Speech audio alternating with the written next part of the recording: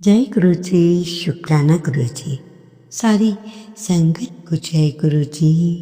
संगत जी कैसे हैं आप सब? आज फिर से मैं आपके सामने एक नया सत्संग लेके आई हूँ। आशा करती हूँ आप इसी ध्यान से सुनेंगे और मेरी गलतियों को माफ करेंगे। कर्म कर जिक्र ना कर, कर्म कर जिक्र ना कर, शुक्र कर फिक्र ना कर। जय गुरु जी, जय गुरु जी। संगत जी मंत्र जाप के साथ ही आज का शुक्राना सत्संग शुरू करते हैं। आप भी बोलिए ओम नमः शिवाय, शिव जी सदा सहाय। ओम नमः शिवाय, मेरे प्यारे गुरु जी सदा सहाय। गुरु जी सदा सहाय।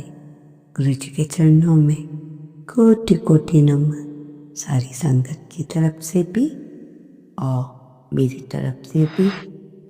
इससे पहले जो गुरु जी के चरणों में लाइक सब्सक्राइब समर्पित करे, उसके घर में सुख समृद्धि की कभी कमी ना करें हमारे प्यारे गुरु जी। उन्हें भरपूर दें गुरु महाराज, उनकी हर इच्छा को पूर्ण करें। संगत जी बहुत ही प्यारा सा सत्संग है।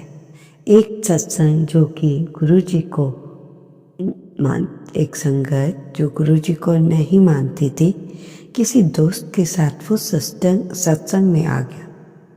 फिर सत्संग में बैठकर गुरु जी से बात करने लगा। यहाँ बात करने का अर्थ है कि गुरु जी से वो गुरु जी का टेस्ट ले रहा था, क्योंकि अंकल का मोबाइल खराब हो गया था और अंकल ने गुरु जी से कहा कि मेरा फ़ोन खराब हो गया है। अंकल ने गुरु जी से फिर से कहा कि आप सबकी सुनते हो, मेरी भी सुनोगे क्या? तो मैं क्या करूं, और मैं आईफोन लेना चाहता हूं। बस सत्संग खत्म हुआ, बात वहीं की वहीं रह गई। दोनों दोस्त घर आ गए। अंकल तो भूल भी गए थे कि मैंने गुरुजी से आईफोन के बारे में कहा था। नेक्स्ट डे जैसे ही अंकल ने मॉर्निंग में मोबाइल ऑन किया तो संगत जी आप यकीन नहीं करोगे, मोबाइल पर पहला ही मैसेज था कि आईफोन नहीं लेना, आईफोन अच्छा नहीं होता और वो तुम्हारी सेहत के लिए ठीक भी नहीं है। जो है उसे ठीक कराओ या नया ले लो, सिंपल ले लो, पर आईफोन बिल्कुल भी मत लेना। अंकल ने जब ये मैसेज पढ़ा कि आईफोन नहीं लेना, एकदम से घबरा गए। संगत जी फ़ोन खुलते ही फिर से मैसेज, तब तो गुरुजी ने को मानने लगे, तभी से वो गुरुजी को मानने लगे और उनके चरणों में बैठकर माफ़ी मांगे। फिर अंकल ने सत्संग में आना शुरू कर दिया। फिर अंकल का ट्रांसफ़र बेंगलोर हो गई। अंकल सोचने लगे मैं तो किसी को नहीं जानता, तो सत्संग कैसे अटेंड करूँगा। तब अंकल सोचते सो जाते हैं। तब गुरुजी अंकल को ड्रीम दर्शन देते हैं। न जाने अंकल के फ़ोन में सत्संग का बुलावा आया तो अंकल सोचते हैं कि मैं जाऊंगा या नहीं, क्योंकि इधर तो मुझे कोई जानता ही नहीं, या ना तो यहाँ जाने से अंकल से फ़ोन में सत्संग का बुलावा तो आ गया। अंकल ने पूछते पूछते अंकल सत्संग में पहुँच गए। अंकल ने कहा कि मुझे कोई सेवा दे दो। तो आंटी ने कहा हाँ सेवा ज़रूर मिलेगी। अंकल बहुत खुश हो गए। आंटी ने कहा कि एक अंकल के घर से गुरुजी का बड़ा स्वरूप लेकर आओ। उन्होंने कहा ठीक है, मैं और अंकल दोनों जाकर लेके आते। जब वो वहाँ पहुँचे तो अंकल के साथ गए तो उन्होंने कहा, अंकल ने कि हमें तो रुकना पड़ेगा। अंकल ने पूछा क्यों, क्या हो गया? अंकल ने कहा कि मेरी बुआ जी आई हैं, उन्होंने भी सत्संग में जाना है। तो अंकल ने कहा ठीक है, हम वेट कर लेते हैं। अंकल को जब उनकी बुआ आई तो अंकल ने ध्यान से देखा और वो आंटी बहुत ही सुंदर थी जो उनके ड्रीम में आई थी। उनके ब्राउन हेयर थे और बहुत ही सुंदर लंबी चौड़ी। अंकल उन्हें आश्चर्य से देखने लगे और कहने लगे, जो मैंने अपने आप से बात की, मैंने जो ड्रीम दर्शन में आंटी देखी थी, ये तो बिल्कुल सेम टू सेम वही। बाद में अगले दिन गुरुजी का फिर मैसेज आता है, जो आंटी थी वो मेरे रूप में आई थी। अंकल के साथ तो चमत्कार हो रहे थे। ये जय गुरुजी, शुक्राना गुरुजी। तो संगत जी, जैसे जैसे चमत्कार होते गए, अंकल तो बस बहुत गुरुजी के बहुत करीब आते चले गए। तो संगत जी, गुरुजी का टेस्ट मत लो, गुरुजी को दिलो जान से चाहो, मानो। संगत जी, अंकल गुरुजी की इतनी बड़ी संगत है, अब हर जगह गुरुजी की सेवा करने में पीछे नहीं चूकते।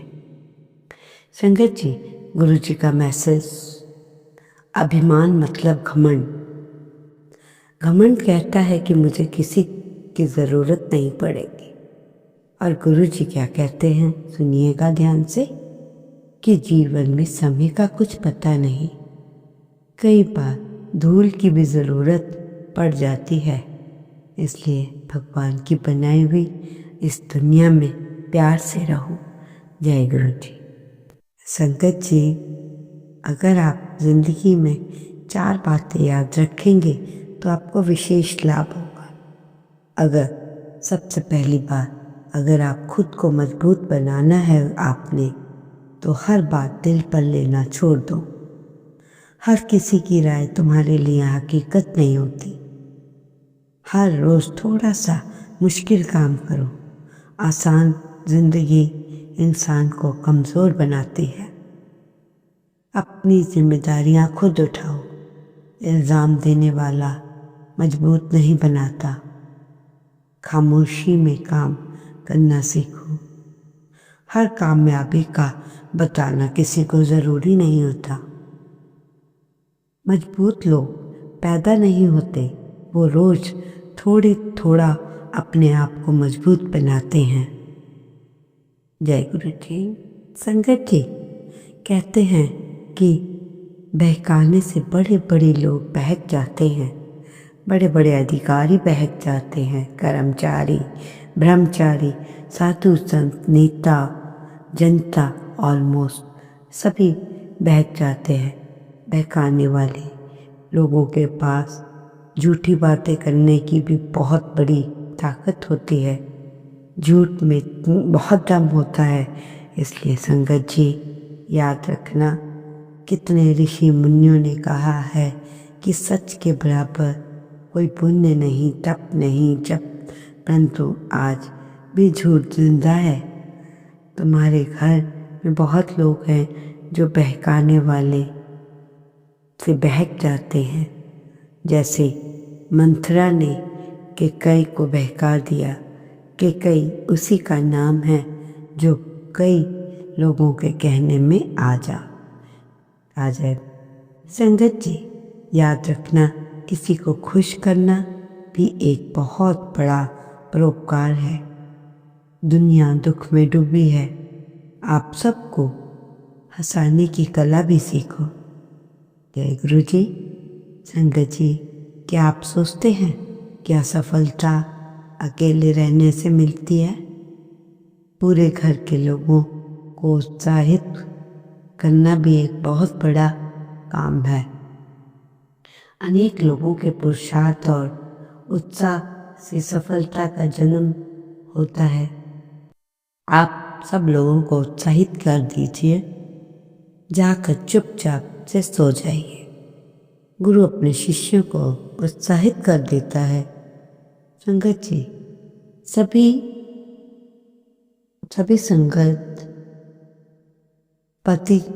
संगत को पति का मनोबल बढ़ाना चाहिए और पति पत्नी का मनोबल बढ़ाए और बच्चों के अंदर उत्साह बढ़ाकर किसी न किसी कार्य को करके उसके प्रति उनकी तारीफ करें और बच्चों के लिए जिज्ञासा पैदा कीजिए। जब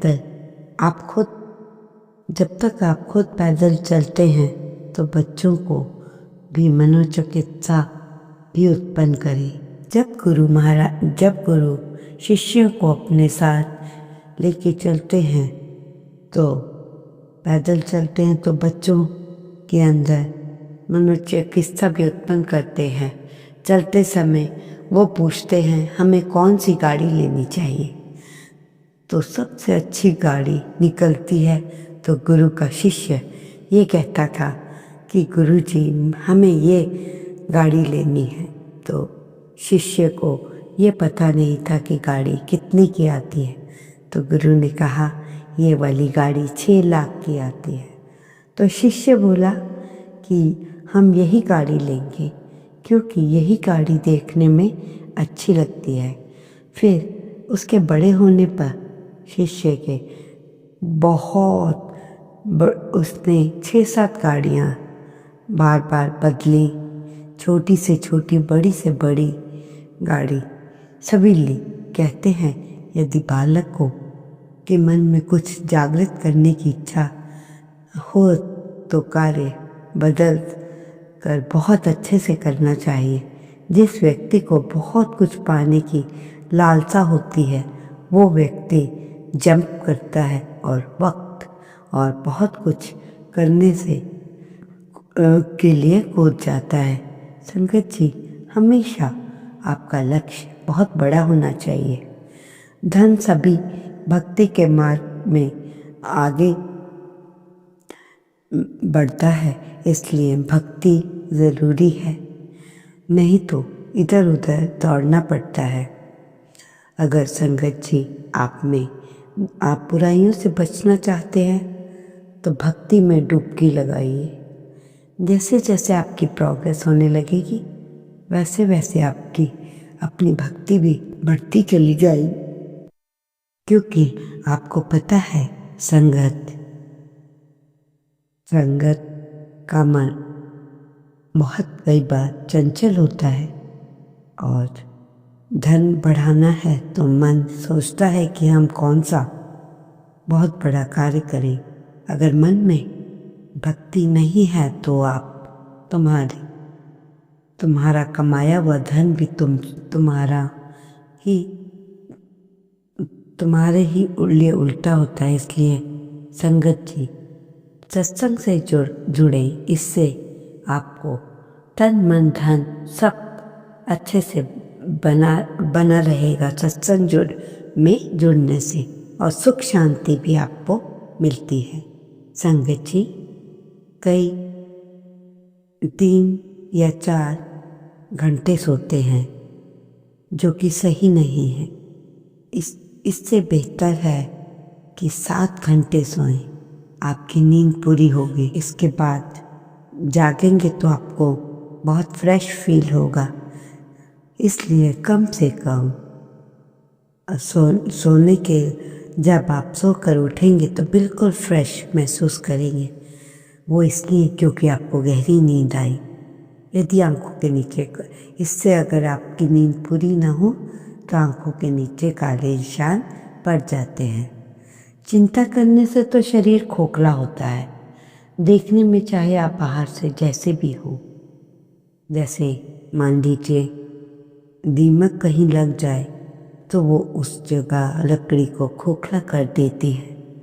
बाहर से देखने से भवन सही लगता है, परंतु अंदर ही अंदर खोखला हो रहा है। शरीर को स्वस्थ रखने के लिए पैदल चलना, थोड़ा सा योगा करना से शरीर स्वस्थ रहता है। एक दिन चलने से, डेली करने से ऐसा नहीं होता, आपको हर रोज करना पड़ेगा, तभी आप स्वस्थ रहेंगे। संगत जी, आज का मैसेज है, जैसे आज मंगलवार है, सोने के घर में बड़ा वह जगह है या घर जहाँ संतोष का वास है, मन में शांति है। आप सोने का मतलब यहाँ से गोल्ड से लीजिए। सोने के घर से बड़ी जगह वह है जहाँ संतोष, शांति है। जिस मन में शांति है, समझो वही पर मैं हूँ, परमात्मा बोलते हैं। इसलिए संतोष करना सीखो, क्योंकि बहुत लोग जो तेरी जैसे ज़िंदगी जीने के लिए तरस रहे हैं और परमात्मा से कहते हैं कि हमेशा मेरा और मेरे घर के लोगों का साथ देना है प्रभु। संगत जी, एक बार की बात है, संत महात्मा बैठे हुए थे, तो उसी समय वहाँ एक भिक्षु आया, तो जो कि बहुत ही परेशान था, बार बार अपने साथियों के साथ लड़ाई झगड़ा करता था, हमेशा दूसरों की कमियों पर ध्यान देता था।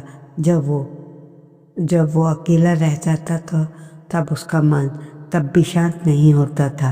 तब जब मैं सबके साथ भी हूँ तो भी मन शांत नहीं है, और जब मैं दूसरों के साथ भी होता हूँ तब भी मन हम दूसरी चीज़ों में इधर उधर रहता है।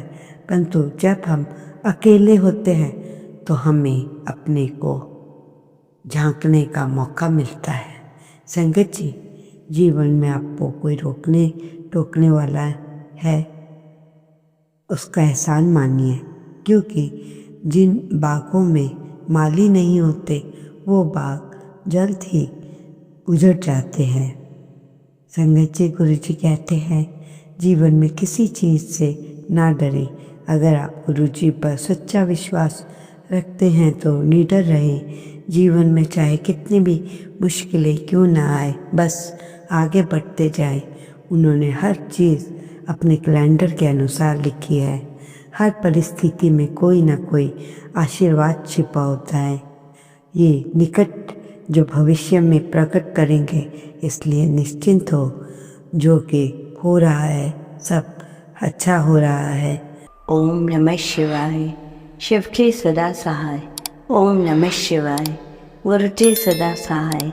जय गुरु जी। शुक्राना गुरु जी, अनंतम अनंत शुक्राना।